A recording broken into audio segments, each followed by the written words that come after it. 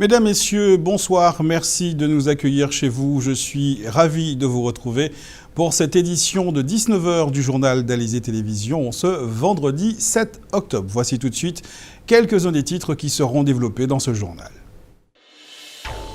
Pour la 3e année, la fête hindoue de la Navaratri est célébrée en Guadeloupe.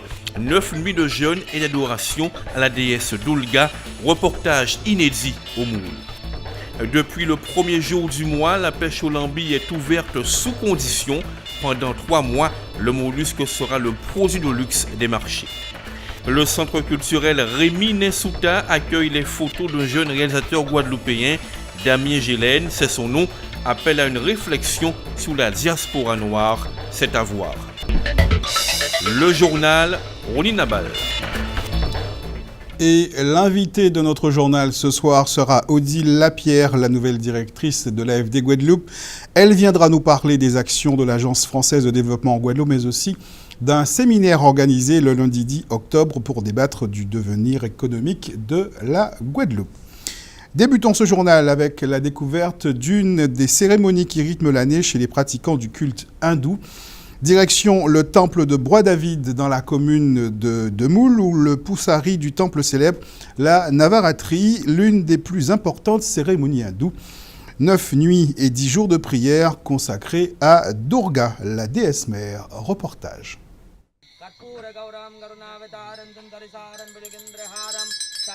Cette année, c'est le Poussari Jérôme Nagapin qui officie.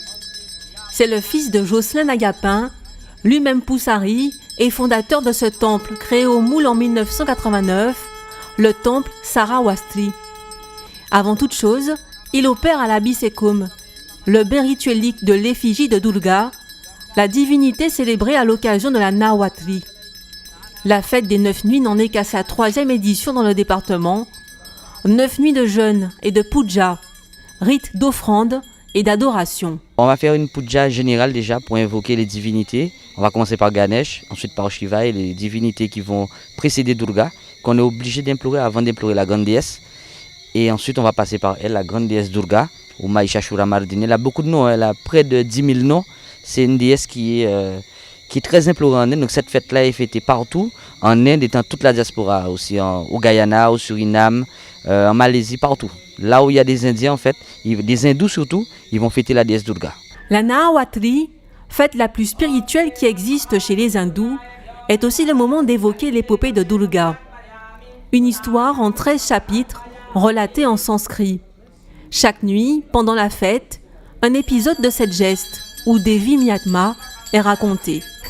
Le récit de la grande guerre entre les forces du bien et les forces du mal, Deva contre Asura.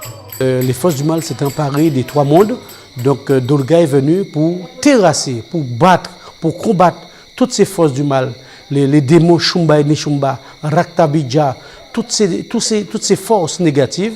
Eh bien, il a fallu que toutes les divinités se mettent ensemble, Brahma, Vishnu, Shiva, toutes les forces divines pour pouvoir contrecarrer les forces du mal et donner naissance à la mère Durga.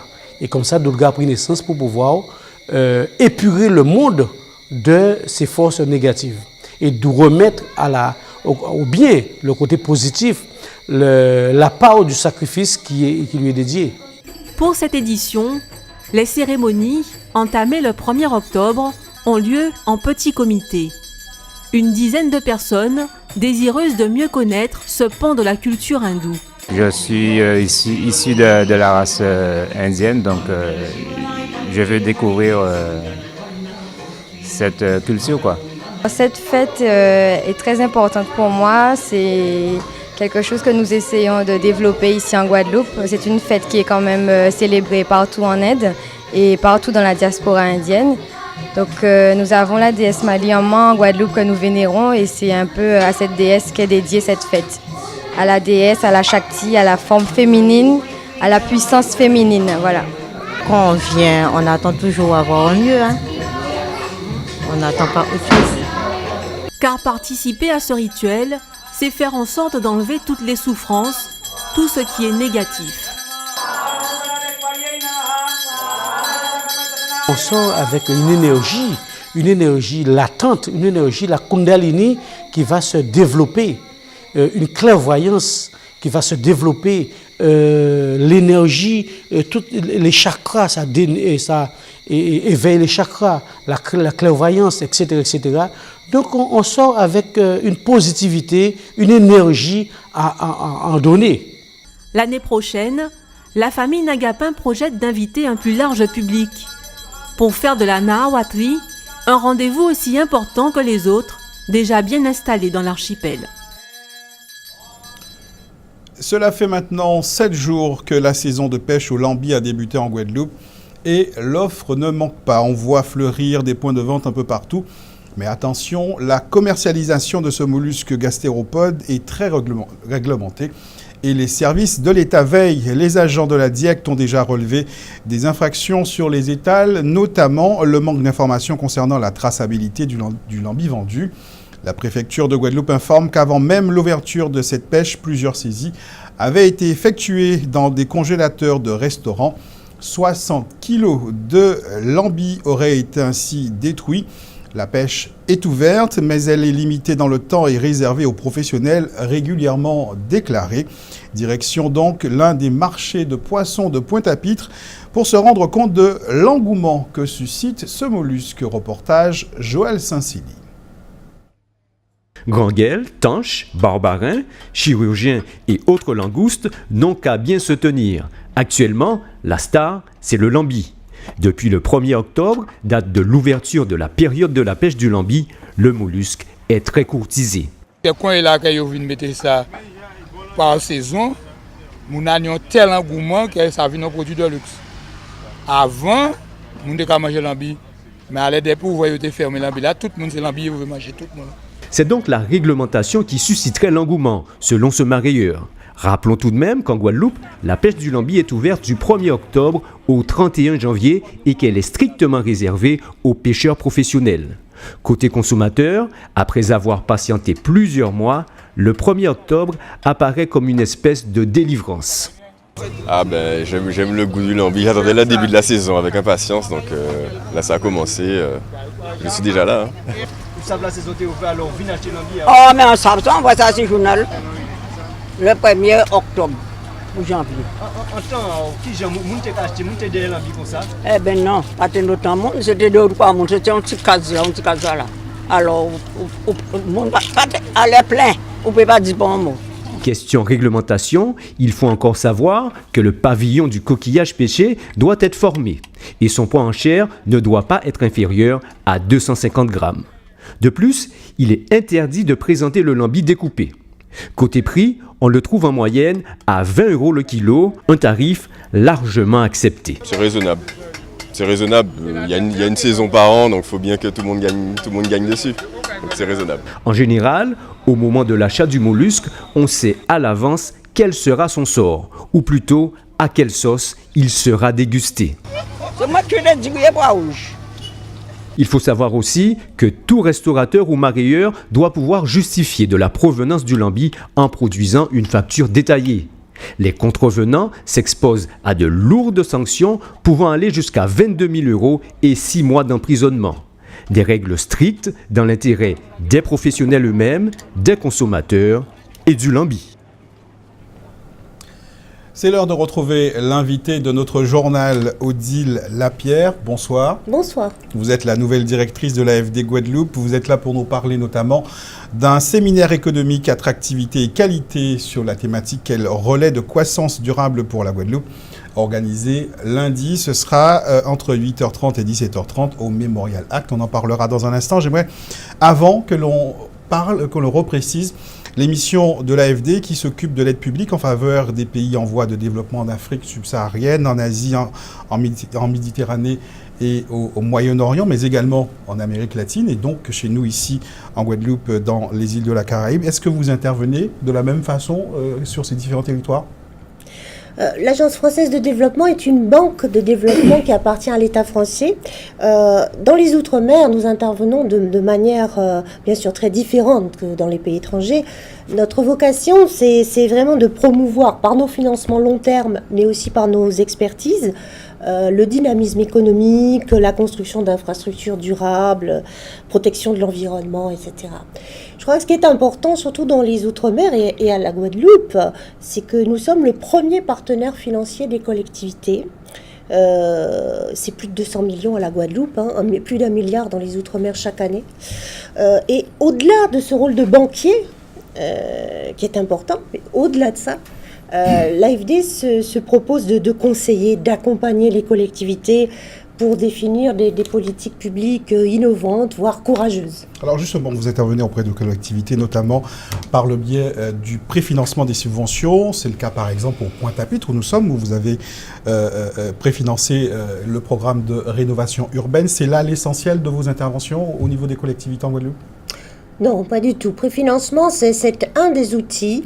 Le principal outil, c'est quand même le financement à long terme. Donc on fait des prêts de 15 à 20 ans au bénéfice de toutes les collectivités, mais aussi le financement de grands projets privés. Alors vous accompagnez les politiques publiques, mais vous intervenez également dans le secteur privé par le biais de BPI France.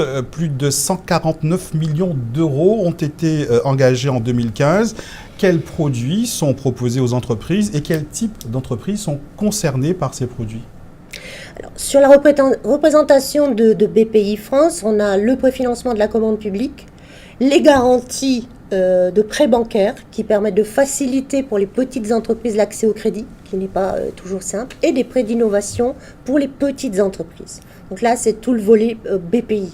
Et le volet AFD, lui, est beaucoup plus sur les grands projets, effectivement, dans les grandes filières. Voilà, et qui toujours s'inscrit dans un accompagnement de politique publique. Alors, vous n'intervenez pas directement, on va dire, auprès de la population, si ce n'est par le biais d'une convention que vous avez signée et que vous avez renouvelée avec l'ADI pour le financement du microcrédit. Oui, nous aidons effectivement les associations de microfinance, dont l'ADI, pour essayer de faciliter l'accès au crédit pour les particuliers qui sont en auto-entrepreneurs, qui vont vers le statut de petite entreprise. Donc ça permet d'aider à la formalisation de tout ce secteur. Quelques mots sur le séminaire, puisqu'on est aussi là pour parler du séminaire économique que vous organisez lundi. À qui s'adresse ce séminaire ?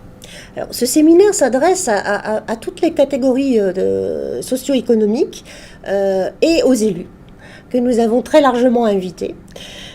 Puisque le sujet de ce séminaire, vous l'avez dit, attractivité et qualité, notre propos est de dire que le territoire de Guadeloupe a de nombreux atouts. Tout le monde le sait, tout le monde le répète.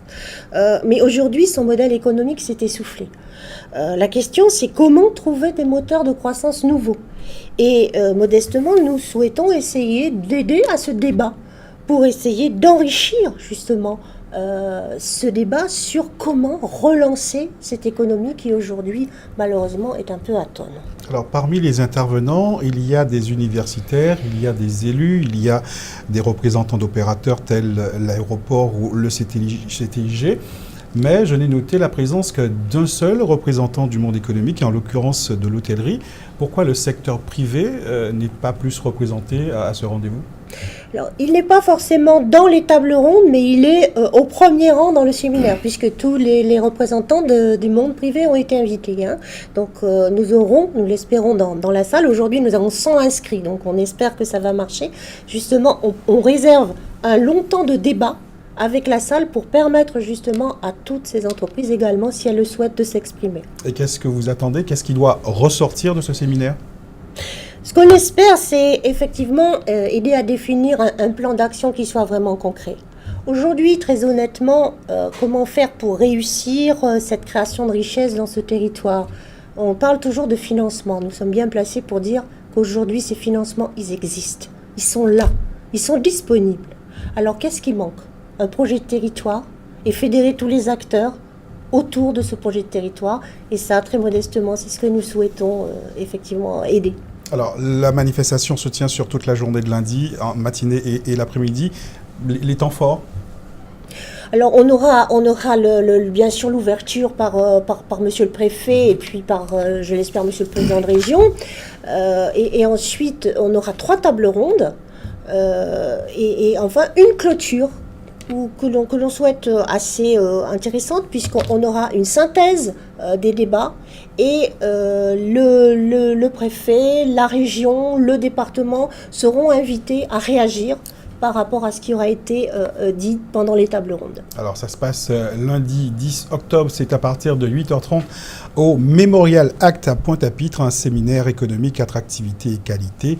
Quel relais de croissance durable pour la Guadeloupe? Et pour nous en parler, nous recevions Odile Lapierre. Je rappelle que vous êtes la nouvelle directrice de l'AFD Guadeloupe, arrivée récemment, et déjà en charge donc de continuer le travail qui est fait par l'AFD ici en Guadeloupe. Merci beaucoup d'avoir accepté notre invitation. Merci. Dans un instant, nous parlerons de parentalité et de sécurité routière avec les seniors, mais tout de suite, place à notre tour d'horizon de l'actualité dans la grande région. C'est l'ouragan Matthew qui retient l'attention pour ce rendez-vous Caraïbes. L'ouragan Matthew, le plus violent à frapper les Caraïbes depuis près de 10 ans, se dirige vers les côtes américaines après avoir balayé les Bahamas et tué au moins 478 personnes en Haïti. Le bilan évolue à mesure que les informations parviennent des régions isolées par les inondations et les glissements de terrain.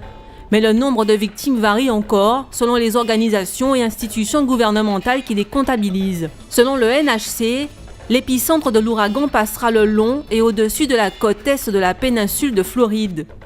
1,5 million d'habitants ont été appelés à évacuer le littoral, 3500 militaires de la garde nationale sont mobilisés, 4000 gardes supplémentaires sont en alerte. Pour le NHC, l'ouragan Matthew pourrait être le plus puissant qu'ait connu la Floride depuis 118 ans, causant un risque d'inondation meurtrière en Floride, Géorgie et Caroline du Sud. Dans ces 3 États, le président Obama a déclenché un plan d'urgence fédéral permettant de mobiliser davantage de ressources. Dans le sillage de la dévastation causée par l'ouragan Matthew dans la région des Caraïbes, les équipes d'intervention d'urgence des Nations Unies ont été déployées en Haïti et en Jamaïque pour coordonner des évaluations rapides et soutenir les interventions sur le terrain. Selon un communiqué publié par le porte-parole du secrétaire général de l'ONU, Ban Ki-moon, bien que l'ampleur de l'impact reste incertain, le gouvernement haïtien a comptabilisé plus de 400 victimes et au moins 350 000 personnes ont besoin d'assistance immédiate. Des équipes ont été déployées par l'Office des Nations Unies pour la coordination des affaires humanitaires. Sur le terrain, ils sont logistiquement soutenus par la mission de stabilisation des Nations Unies en Haïti, la MINUSTA. Dans sa déclaration à la presse, le secrétaire général Ban Ki-moon a exprimé sa profonde solidarité avec les peuples et les gouvernements d'Haïti, de Cuba et des autres pays de la région touchés par l'ouragan. En Martinique, en Guadeloupe et en Guyane, les associations humanitaires s'organisent pour collecter les denrées de première nécessité et envoyer dès que possible des équipes en Haïti. La tempête tropicale Nicole est passée en classe ouragan jeudi, avec des vents maximum soutenus à 140 km/h. Selon le NHC, le Centre national des ouragans, l'œil de Nicole était situé à environ 535 km au sud des Bermudes, se déplaçant vers le nord-nord-ouest à 11 km/h, précisant que les côtes des Bermudes devraient subir les assauts d'une mer agitée. Les autorités gouvernementales des Bermudes ont fixé une interdiction de sortie en mer, en particulier à destination des surfeurs. À ce stade, pas de phase d'alerte renforcée pour l'archipel des Bermudes. Retour chez nous. Tout moun, c'est moun, pani moun, qui pli moun, qui pon moun. C'est le thème d'un semblé beau-cantage qui se déroule ce soir dans la commune de Moule, à l'initiative du Conseil guadeloupéen de la parentalité. Une manifestation ouverte à tous pour débattre de la question de la parentalité avec comme support des sketchs et des scénettes autour de la thématique de l'estime de soi présentée sous forme de théâtre forum. Autrement dit, le public peut donc se mettre en situation et devenir acteur pour exprimer sa position. Ce rendez-vous, animé par la compagnie savante d'Aribaltus, se déroule au parc de la verdure de Sergent-à-Moule. Pour nous parler de cette manifestation, Christiane Gaspard-Méride, la présidente de la Fédération féminine d'organisation et de revalorisation culturelle, économique et sociale Force, était sur notre plateau en début de semaine. Je vous propose de l'écouter. Je ne dis pas que rien n'a été fait au niveau des familles. On ne va pas non plus parler avant comment c'était, mais je pense que à société nouvelle, à monde nouveau, nouveau fonctionnement aussi. La famille n'est plus ce qu'elle était. La famille n'est plus basée sur les principes que nous avons connus, que nos grands-parents nous ont inculqués. La famille a évolué d'ailleurs. Elle est multiple aussi. Vous avez les familles recomposées, vous avez... en fait, la famille traditionnelle, je ne dirais pas qu'elle n'existe plus, mais elle revêt plusieurs formes. Il y a maintenant d'autres types de familles qui ont les mêmes finalités, mais qu'il faut considérer quand même dans leur intégrité, dans leur spécificité. Et c'est tout cela qu'il faut mettre ensemble, considérer, travailler là-dessus pour que nous n'ayons pas justement cette actualité morbide depuis quelques jours. Alors, ce rendez-vous est vendredi. Ce vendredi-ci, vendredi 7 octobre, place de la Verdure, Sergent à Moule. Vous y attendez qui? J'attends les Guadeloupéens. Je n'attends pas seulement les Mouliens. J'attends les Guadeloupéens parce que depuis le temps que je milite en milieu associatif et que j'ai autour de moi, je vous ai parlé de tous ces partenaires que nous avons, que j'ai autour de moi des gens qui m'accompagnent et qui m'aident et qui ont foi en ce que je fais. Nous travaillons pour le pays Guadeloupe avant tout, et j'attends la Guadeloupe. Lorsque nous sommes en France, nous faisons 300-400 km pour aller visiter. Nous pouvons très bien venir au Moule, nous épauler, échanger et trouver des solutions pour notre Guadeloupe que nous aimons tant. C'est donc ce soir le rendez-vous. La Semaine Bleue se poursuit jusqu'à dimanche et dans le cadre de cette semaine nationale consacrée aux retraités et aux personnes âgées, le Conseil départemental de Guadeloupe organisait un village senior sur 2 journées au CWTC de Jarry. 2 jours pour permettre aux personnes âgées et à leurs familles de venir s'informer et d'être conseillées parmi les ateliers qui était proposé aujourd'hui, celui animé par la prévention routière, qui invitait les seniors à faire le point sur leur connaissance du code de la route. Je vous propose d'écouter à ce sujet Didier Pichy, il est intervenant de la sécurité routière. Il est au micro de Muriel Barlagne. On a un atelier qui est bien fourni parce qu'on a tout d'abord ce qui concerne les gilets fluo qui permet aux seniors de continuer à faire leur marche en groupe ou en association.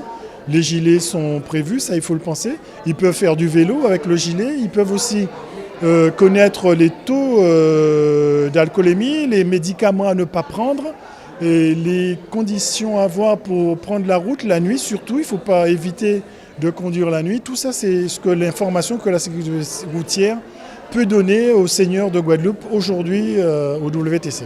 Il faut savoir qu'un senior, tant qu'il peut conduire, il peut aller sur la route. C'est un moment, il ne le sent pas, il dit « moi je ne veux plus y aller ».